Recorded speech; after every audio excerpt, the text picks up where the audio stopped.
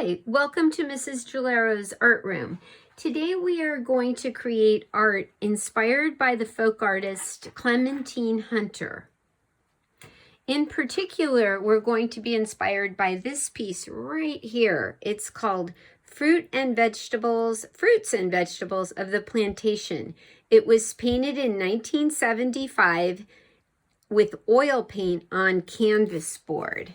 And that's a picture from this really awesome book I have called Art from Her Heart, Folk Artist Clementine Hunter. Let's get started.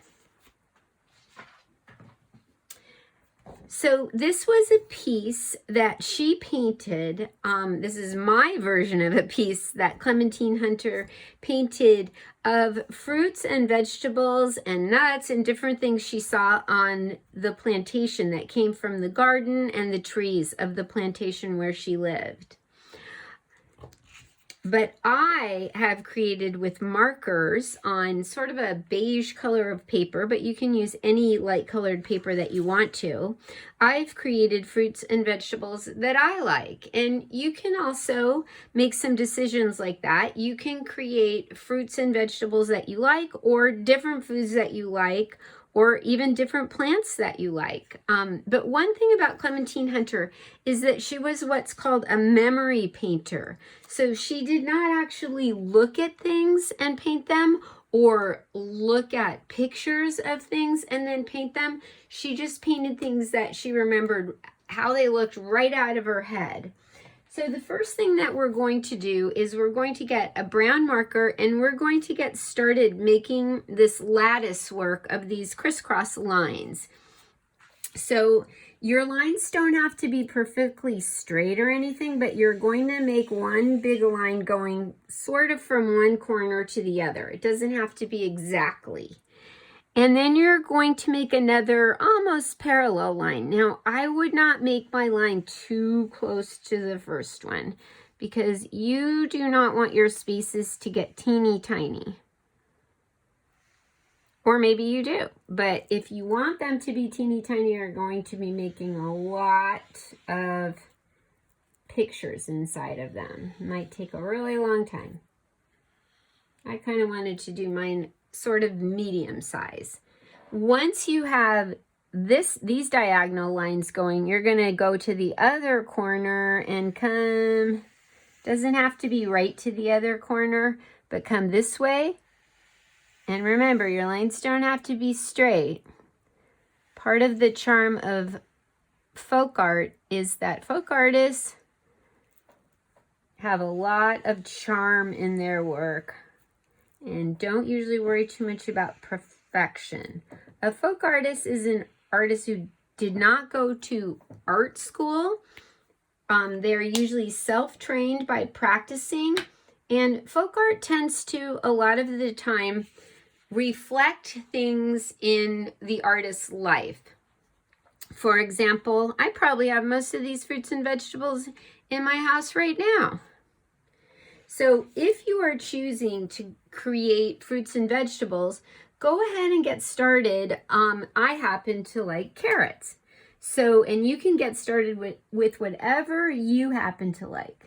And as I said, it doesn't have to be fruits and vegetables.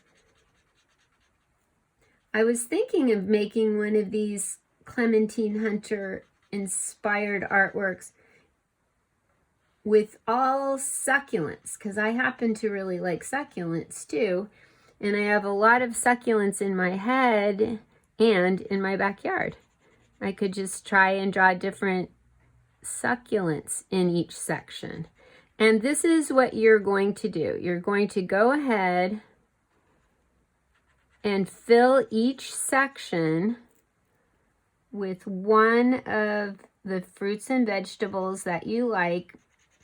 And as you notice, I'm making all my carrots not too close to each other, and I'm making them all at the same time. So I think 3 carrots would be enough. Then I'm going to finish all my carrots. And you can finish whatever you're doing, add some details, right?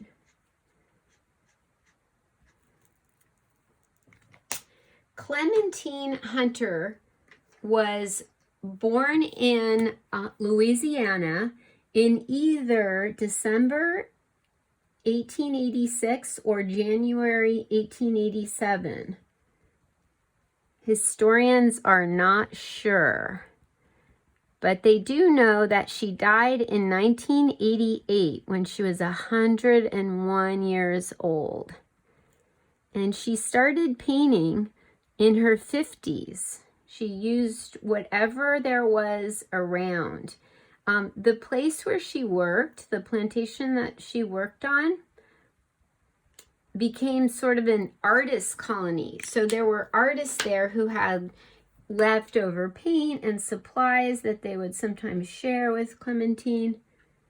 But she would really paint on anything, even old frying pans.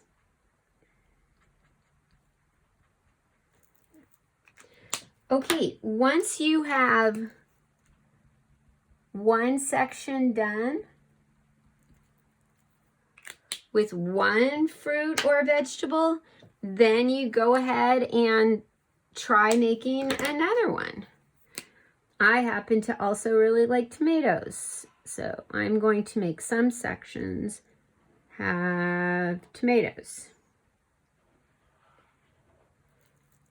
There's nothing like a tomato right out of someone's garden.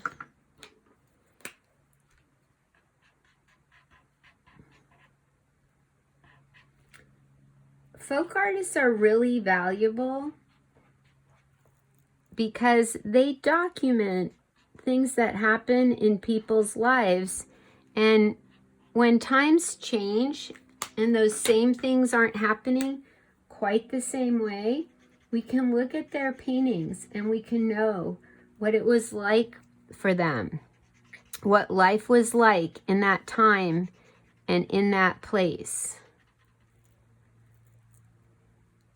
Her most famous works show things that were important in people's lives, like weddings and funerals and baptisms.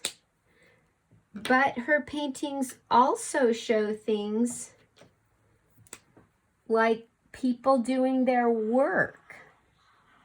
And that's really awesome too, because we see what people's daily life was like. For example, doing the laundry. When I look at her painting of people doing the laundry, I realize it's not at all how I do my laundry. There's a big black pot in the picture that looks like that's what they're washing the clothes in. They're hanging them on a clothesline. It's very, very different. Right here I'm making grapefruit because I really like grapefruit too.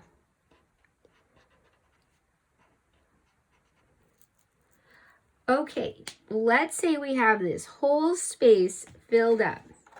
The next thing that Clementine Hunter did in her artwork was she made these little dots in each space.